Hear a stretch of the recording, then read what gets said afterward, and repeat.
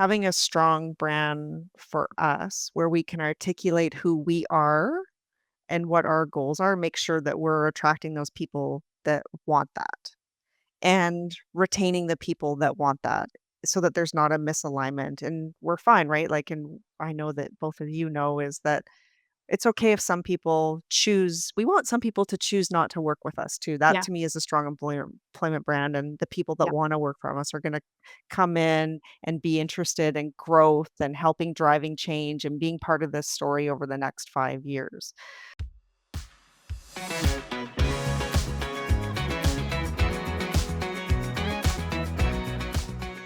Welcome to Blu Thread Conversations. Today's episode, From Culture to Impact, How People Strategy Drives Business Results, features Keri Fraser, Chief People Officer at Westland Insurance Group. Keri is a collaborative people leader with more than 20 years of experience building inclusive, high-performance cultures that power business growth.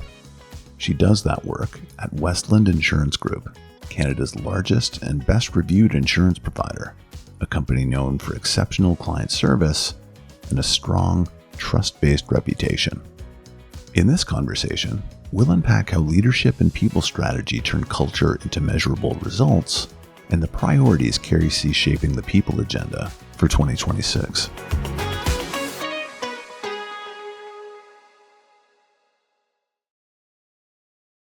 Welcome, Keri. We're so Hi. excited to Ever good have to you. see you again. Thank you. Oh my gosh. So, Keri, we met, you were a client of ours a couple of years ago. Mhm. And Stace and I, we're just so thrilled to have you because we immediately had a connection with you because we just have so much respect for you, Keri, Well, the work that you've done as a HR leader. I mean, you're results driven, but you're also real, um, and embrace change, but also you do it full of heart and making sure that people have a voice and that they belong. Like all of those good things that HR leaders should have, you have it. So we're just thrilled to have you on our podcast so we can talk. Really, the topic today is about the connection between culture and leadership and reputation and the bottom line. But we also love having HR people on our podcast, Keri, because we love the profession and we just think every year I say this now more than ever, we need people in this career, right? So I yeah. just think it's such a great career for people. So also to kind of inspire people and get them to think about all the amazing things and the impact they can make in HR. So Thank welcome. you. Thank you. Thanks. I think it's probably been close to 5 years ago Yeah. that I think so as well. Yeah. I I think know. so as well. Yeah. Like, Yeah. was it in the pandemic, early in the pandemic? It was before. It was before the pandemic, wasn't it? Oh my Was it? gosh. Yeah, It it might have might been. have been, Yeah, like, during that Yeah. time, yeah, yeah. yeah, yeah. So, culture, reputation, leadership, bottom line. Tell us, Keri, at Westland, what does that look like? That connection between all the great work you're doing and business results. You know, in our world, we see a really strong link between the 2, and, you know, we've actually just, developed our new 5-year strategy, which we're calling our 2030 Level Up Plan, and part of that, we have 5 strategic drivers, and right in front is our cultural evolution driver. Like, that's how important it is to us, is we know that it's critical to us meeting our business results. It's, that driver is, like, really focused on having an even higher performing organization, more accountable, and the key thing is yet holding on to that care factor that is really at the heart of who we are. We see those as really, coming together to be even more high performing. So I think like just having that, and this was developed with our senior leaders and our executive team. And so having that, I think our leaders really understand the link of those two to drive business results. And that's love number 1. We'll probably say love about 50 times because I get really excited about our work. Um, how do you define culture, though? So appreciate, Keri, Mm. and good on you that the executive team sees the connection, right, between culture and the bottom line. Amazing. But do they understand it? Like, what is culture? How do you define it at your organization so that everyone understands what it is that actually impacts Mhm. the bottom line? First, I think I'm really lucky that I don't have to spend a lot of time explaining what culture is to the executive team. I think Yeah. it is something special about us and the original founders of Westland, so the Wubbs family. It was always such a critical priority for them. And it's one of the reasons I joined Westland. It wasn't something that I needed to like really teach them, which Yeah. is quite refreshing as an HR leader. Yeah. But we talk about it, it's really our personality, right? And it's how it shows up everywhere. It shows up in how we behave as an executive team, how we collaborate with each other right across the organization. So we agree on that. We think a lot about it in terms of the decisions we make, right? So are the decisions we making aligned to our culture? Does it take away from it? Does it add to it, or does it evolve it too? And we there are things that we wanted to evolve. Like we're very intentional with it, like what we're going to hang on to and what we're not going to hang on to and change. And so that shows up in a lot of the decisions that we make. What about accountability? How do you hold them accountable, Carrie? And I love that you laughed too, where you're like, it's, I don't have to educate, right? So they get that. And that description, personality of our organization, beautiful. Yeah. But how do you hold them accountable to driving an amazing and culture and Yeah. sustaining a great culture? Yeah, this is probably one that we've had to evolve Mhm. because we come from such a we're known for being very kind, and you probably saw that when Mm. we went through our employment branding exercise. We're really kind. Yes. And what we have found is we've had to like redefine what kindness is at Westland. And what kindness means is having upfront conversations, holding people accountable, driving results. Mhm. We put things into leader scorecards now. Things are very people metrics are attached to scorecards, which is attached to compensation. And that has definitely evolved where I think kindness can be misconstrued as being Mhm. nice. Being nice is maybe not kind of avoiding conflict and avoiding the things. And that's a shift that we've like again been really intentional about. It's so interesting, Carrie. One of the leaders that I worked with in the past, and I learned so much from him, came from the Netherlands. Yeah. And also I worked with another leader from the US, and that was one thing they from a cultural standpoint is Canadians are Canadian nice. very, very nice, and that's Yeah. one of the first things we had to address in our culture, and it was such a simple shift, but doing exactly that, Yeah. Mhm. being nice and being kind will kill our culture, Yeah. but if you define kind as giving people feedback, challenging, if you don't agree with everyone in the room, you're not being kind if you're, like, nodding. Yeah. That's not Mhm. being kind. That's Yeah. actually That's hurting right. the That's right. organization, right? So we did these, like, how to manage conflict and the pros of conflict, Mhm. and it was just amazing how we saw a shift. So I Mhm. love that you It did the was. same.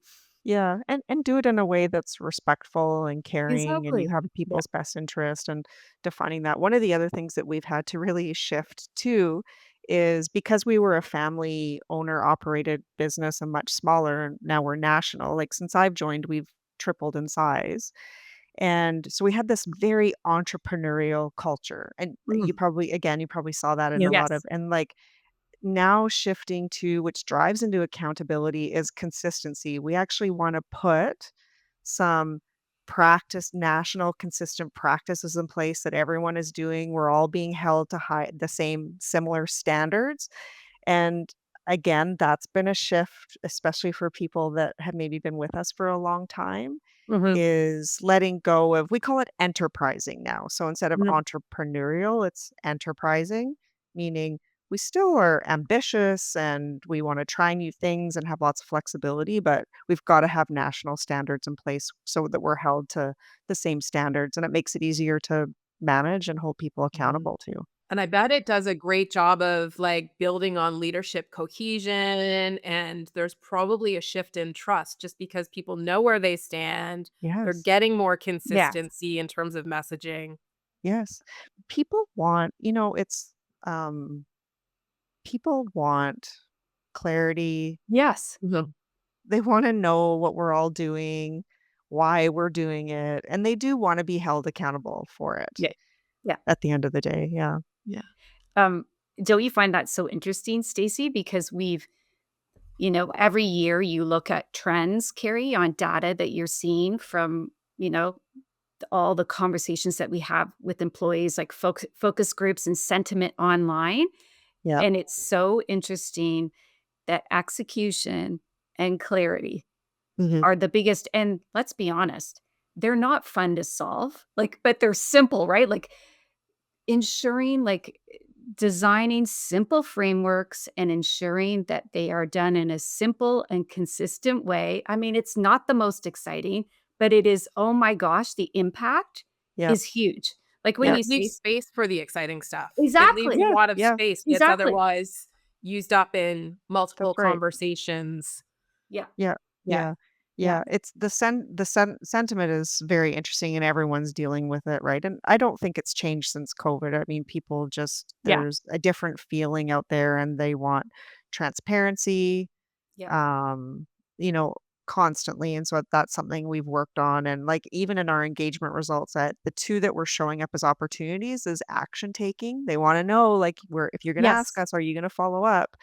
And also senior leadership. And those are 2 that we've worked really, really hard Mhm. on. This year, we actually had our highest increase in both of those because we've had to just put a lot of focus into that. Before Stace talks, because I know we'll want to talk about employer branding, we have a little bit of a soft spot for that. But Carrie, can you share like a couple of examples of things that you've done that have really moved the needle when it comes to execution and clarity and accountability? Because I think, like you said, everyone's struggling with that and action planning. What are some simple things that you've done? Yeah, there's a few things that we've done. Let me just think about it. So, like one thing that we've done is so out of our engagement survey, we do an action plan, a Mm, national like corporate action plan. And it's something like we actually publish and we put it out for all employees to see. And we yes. update it quarterly so they can see it and hold us accountable to it, right? So accountability That's comes back to us too. Mhm. So that's been a big thing. Also, just our communication strategy. We have an amazing communications team under Kerry Watson, who you would have met, she's or amazing. yeah. Yeah. And we've built a lot of different communication methodologies and throughout the year to make sure that we're coming back to and telling people the progress on things and what we're doing. They hear from the executive team multiple times in multiple different ways, like employee town halls, videos, newsletters, and that's what people I think that that helps is just like those same messages that people are hearing and again, we're being held accountable to those actions that we say that we're gonna do. So, how are you preparing your leaders to support and engage and partner with you on this new long-term kind of culture strategy that you've built with the executive team? Yeah, there's a few things that we're doing to equip our leaders to, like, really own Mhm. culture Mhm. and embedding it into their day-to-day responsibilities. One of the things that we've built out is a leadership lounge and, Ooh, which is on our intranet. Yeah, and it's got a ton of resources in there, like, a lot of different coaching resources, change management, mm, also a lot of things around inclusion. So really trying to support them in those areas.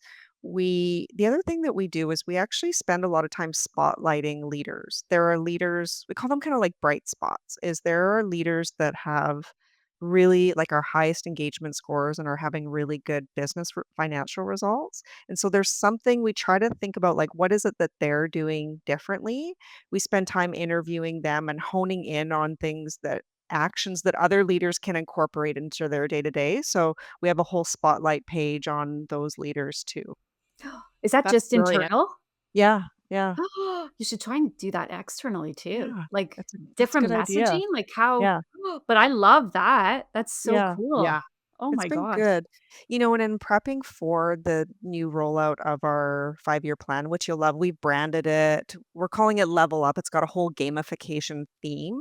And so for our leaders, we've developed some toolkits to help them. How do they talk to their employees about this Level Up plan? And being very specific with examples of, okay, if I'm an insurance advisor, like, what does the strategic plan mean in my day to day? Like, how does it actually impact me? What can I do to impact it? Because I think that that's where, from the time you get from the executive team or senior leaders down to an insurance Mm. advisor, that messaging can get lost. So we're really trying to spend time on how does a manager make it real for their employees. So a ton of tools that again our communications and change management team are developing for leaders. From all the analysis and recommendations we've been offering for organizations in the last, I think, 2 months, very consistently where we see a big gap is going from senior leadership Mhm.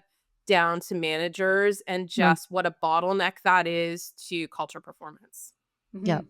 I And for agree. those managers, what we often hear is lack of communication, inconsistency in what priorities are that they need to focus on, confusion, and a lack of trust that they're having. So what you're talking about is brilliant because it is, I think, for most organizations, what managers are really hungry for. Love how I you're doing it. yeah, I think so too. To we sometimes we just generally expect like, okay, we'll develop this and then managers just do with it and Yeah. we expect them to Yeah. know how to do that and it's really hard. It's Yeah. Yeah. it's very hard and Mm. so giving them those tools and playbooks and even different exercises to do with their team and they can use those or they can modify them to work for their teams also. So, And they need them real time too, right? Like it's yep. often organizations lean too heavily into let's do some management development, leadership development courses that, until you're in that moment, Yeah. are not as easily retained, easily applied. And the time too, like, it just takes a little like, imagine if you just left it to level up. Most employees would be like, "What? Oh, okay, like, you want me to level up? Like, wow, I'm just so inspired about going into next year." But you're Yeah. taking it one step further. This is what it means to Yeah. you. This is what we expect from you, and this is what, in turn, we're providing to you. Like, just what an incredible opportunity, and to build that excitement, like, how much more time does Yeah. that take your team and the impact? Yeah, Yeah, awesome. we've even developed these mouse pads, like, That's so and given cute. yeah, because they just spark conversation, Yeah. like, the employees are like, "What's this?" Like, "What's this?" And so it gets people talking about it. It's right in front of them every day, like, they can't avoid it. I like the press start, like the press Yeah, start, that's cute. it's good, hey? Yeah. Okay, Carrie, that's a good segue, Stace, into branding. it I is. right, It yes. is. It is. But I do want to ask, Carrie, I know you were quite humble about it. Um, but there's a role that you've played from an executive stakeholdering in making culture one of the top priorities, the leading priority of this 2030 strategy. Can you offer any advice, any lessons learned for people on what it took or where you found success in helping people see the impact that culture would have on performance? Hmm. That's hard. Yeah, I mean, you made it Yeah, very it is humble, but hard. it is hard for Yeah. a C-suite team to say, Yeah, "Yes, this is where we need to start it's a our great strategy." question.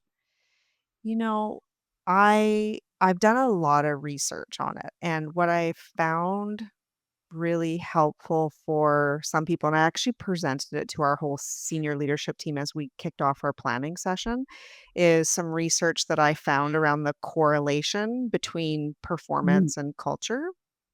Mm. And I took studies, and so data around from a human capital research firm, like a really big one. And what they do is they measure companies over a 5-year period that track their revenue, their their growth in all different areas, and then they see if they're doing something different around culture. And so I presented that stuff. So I think it was really important as an HR leader, instead of just talking about culture, I think it's really important to make it resonate with people around data and results. I think that Yes. that was very helpful.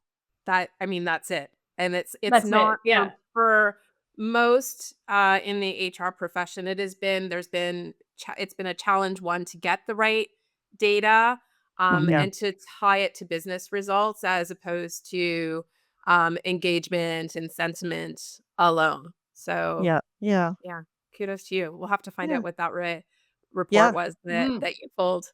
Yeah. When you think about performance, how do you feel the employer brand for Westland has played a role? Think it's played a really important role. That us having a strong brand for us where we can articulate who we are and what our goals are, make sure that we're attracting those people that want that and retaining the people that want that so that there's not a misalignment and we're fine, right? Like, and I know that both of you know is that it's okay if some people choose we want some people to choose not to work with us too. That Yeah. to me is a strong employment brand, and the people that Yeah. wanna work from us are gonna come in and be interested in growth and helping driving change and being part of this story over the next 5 years. So that's where we see such a strong correlation with it. And have you rolled it out as powerfully inside as we see externally?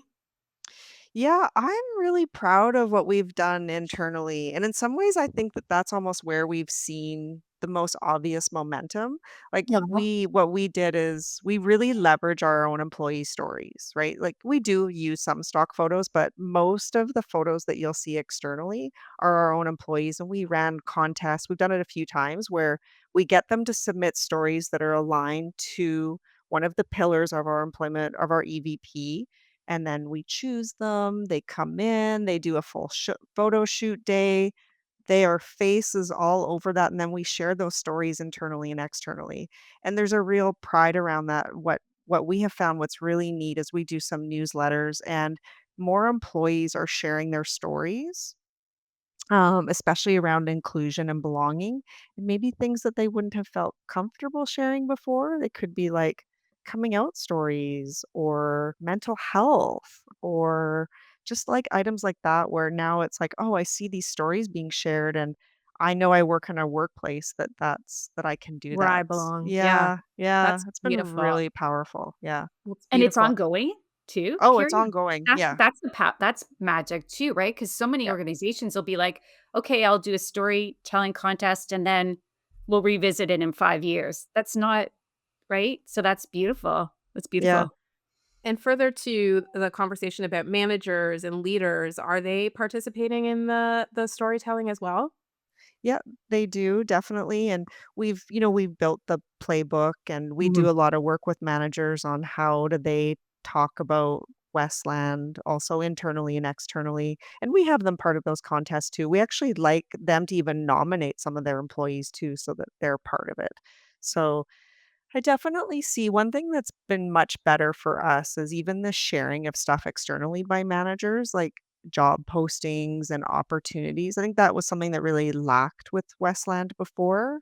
And now we see much more involvement of that, like managers own that much more.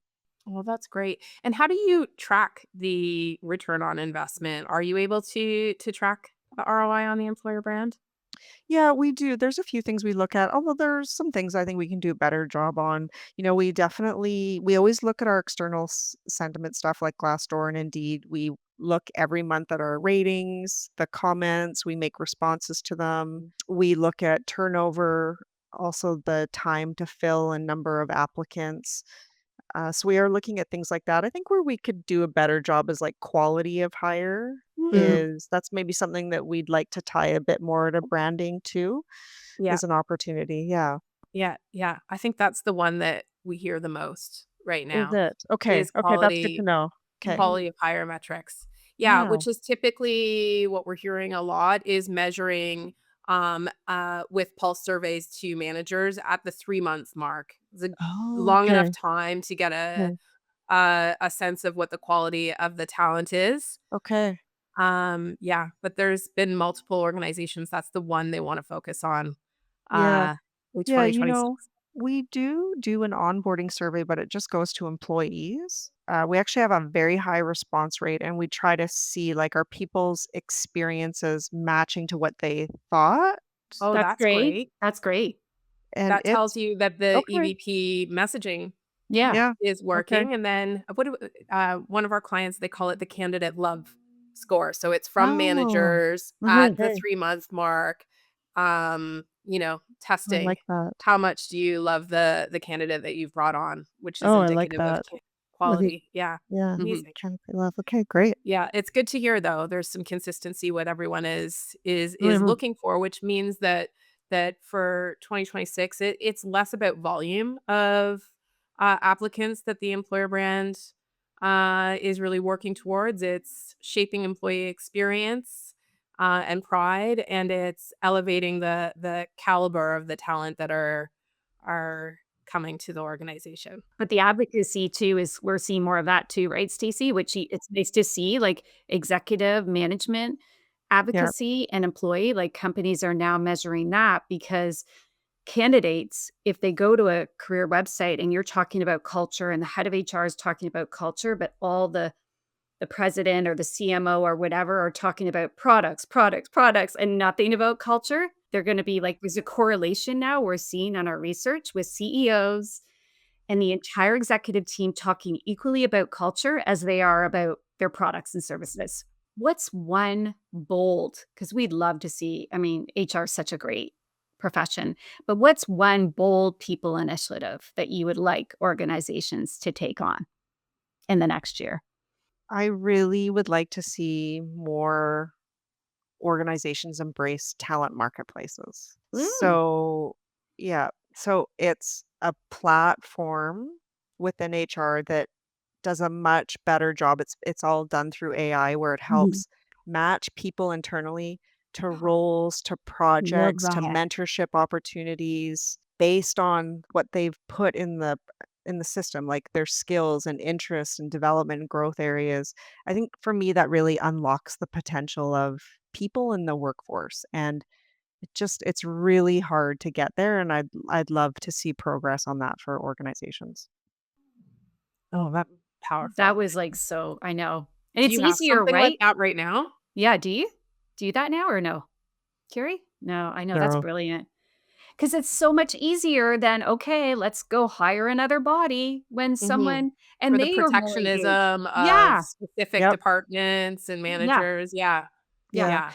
I think it's getting out of this old fashioned mindset of like experience Mhm, versus skills. Yeah.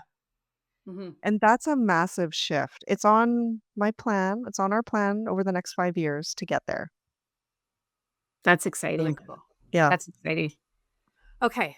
What's one leadership lesson that continues to shape how you particularly approach culture? Caring and accountability are not mutually exclusive. And Kerry, when you retire and we go out for lunch and we're brunching, um, and I ask you, Kerry, when you look back at your career as an amazing HR leader, what kind of impact did you make? What do you hope to say? I want work environments where everyone feels included and like they belong. Mm, That's really, I feel like, just my biggest personal desire is that everyone can have that in an in a workplace where we spend most of our time. yeah. That's great. And you're doing that. Right? You Mhm. have been recognized as most inclusive workplace Yeah. a few times over. So Yeah. kudos to you. You're Thank doing you. that. Yeah, working on it, trying. Yeah, I know. What are you most optimistic about for 2026?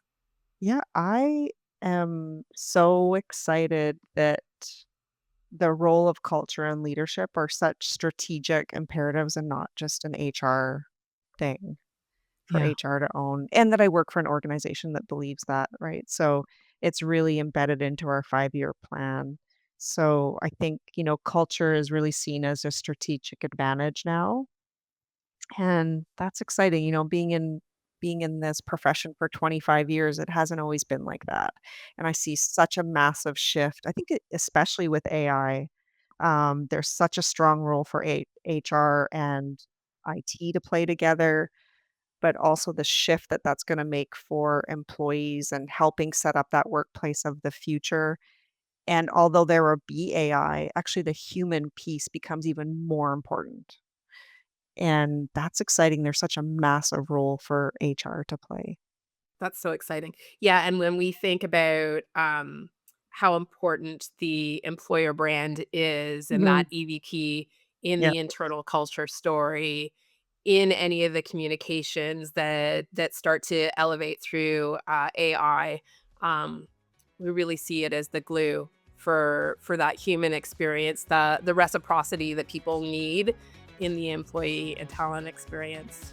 So, Yeah. Yeah, that's totally great. I love agree. that. Well, I know I'm thrilled, Carrie. Like, I just hope, I mean, you've inspired me and reminded me about just how lucky we are to work in this world of culture and leadership and reputation and the impact we can make. But I also have a teen daughter who is thinking of this profession. So I'll definitely make her listen to this podcast and all the great work that you're doing. So thanks again, Carrie. It's been a Yeah, thank pleasure. you. Yeah. You're always an inspiration. So Mhm. good Aw. to see you again. Mhm.